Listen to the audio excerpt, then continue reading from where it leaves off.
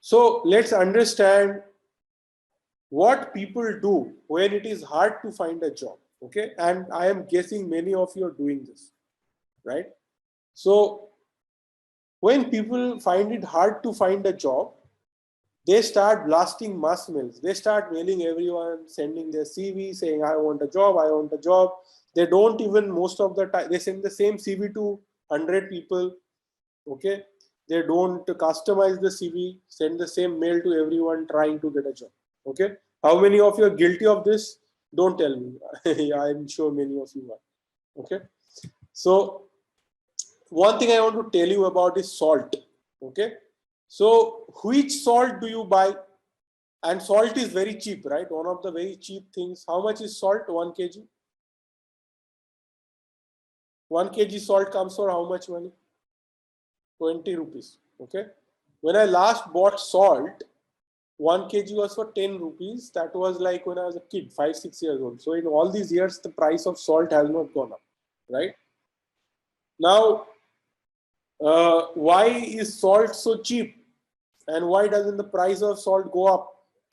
Or what salt did you eat in today's food? Do you know what salt was used at your home? What salt is used? What brand is used at your home for salt? Do you know? I don't know. Tata, somebody is saying. Okay. What if it is not Tata? Are you sure? Okay. Somebody is saying because it's a necessary good. If it is a necessary good, like school, you know the name of your school you went to, right? You don't know. I don't know what school I went to. I forgot. No. It is a necessary thing also, right? I bought myself a share. Okay. Okay. Oh shit. What happened? Okay. It is abundant. That is why it is cheap. Okay. So schools are also abundant. Colleges are also abundant. There are too many colleges. Still the price of colleges is so high. Why?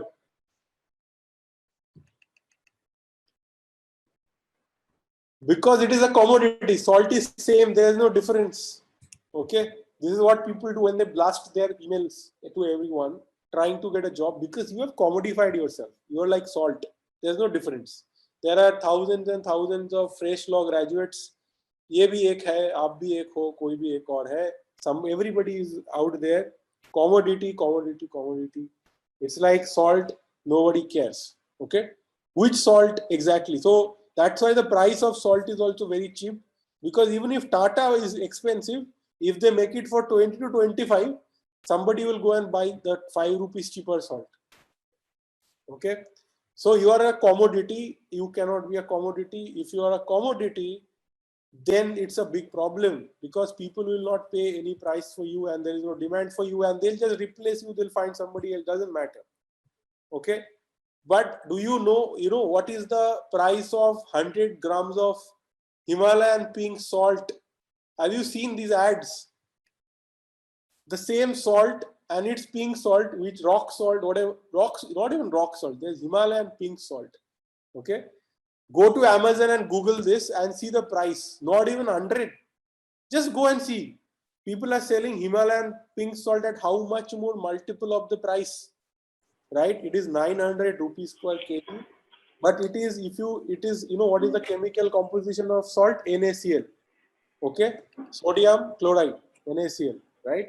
So it's the same for pink salt also, but it is branded like this: single source Himalayan pink salt, 2.5 million years old. Actually, all salt, if you look, it will probably be 2.5 million years old. It doesn't matter. 1 million, 2 million.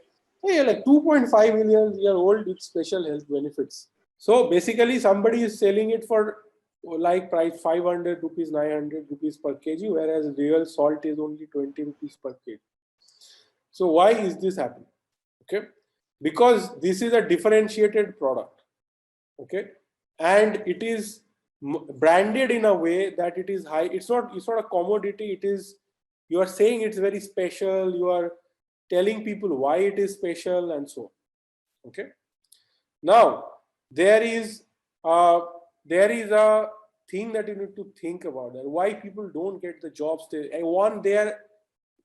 They are commodifying themselves, making a mistake. There is nothing different. Like, just think about it. Like, what differentiates yourself from the next other person? Somebody How can you decommodify yourself? Look, I'm not just another fresh law graduate. There is something special about me. How can you say that? Right? There has to be a way to do it.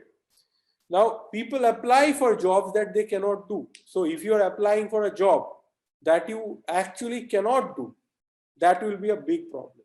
So people apply for jobs that they cannot do. So, even if I see so many times, we put out a advertisement saying that, okay, we are hiring in this position, 3 years of experience needed, and it is, let's say we are hiring a course anchor for our course. Obviously, I need certain kind of expertise.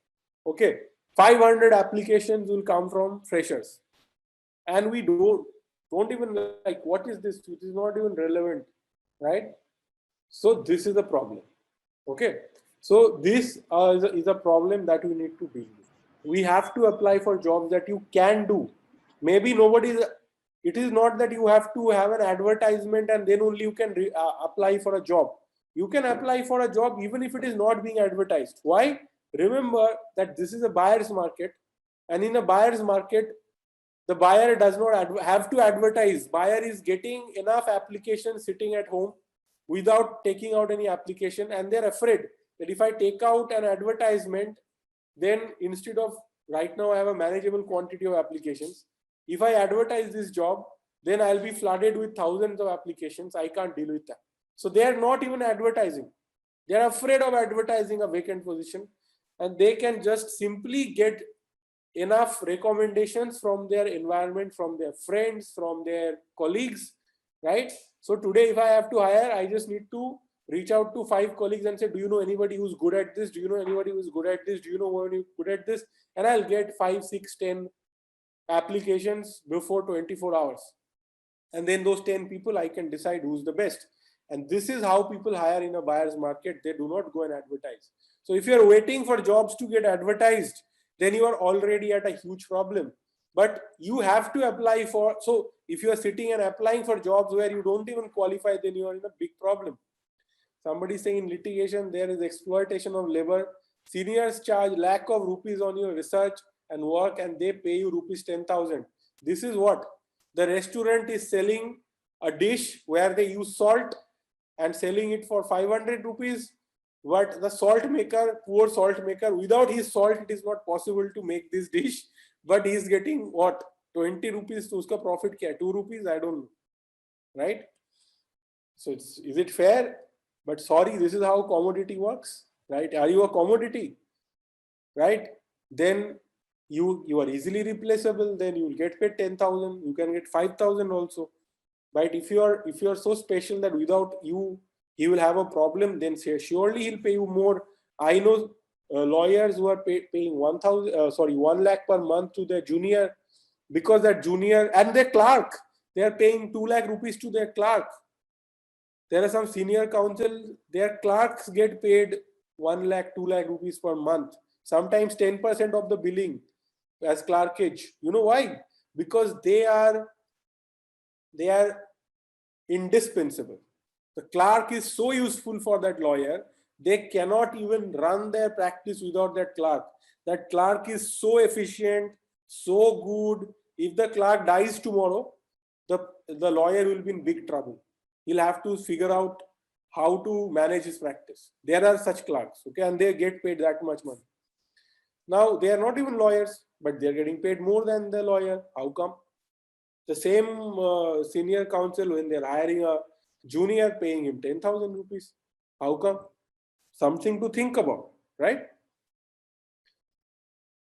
Interns also get paid. We can tell you how to get paid. Just hold on. Like, hold on to your horses. I cannot jump over everywhere. Okay.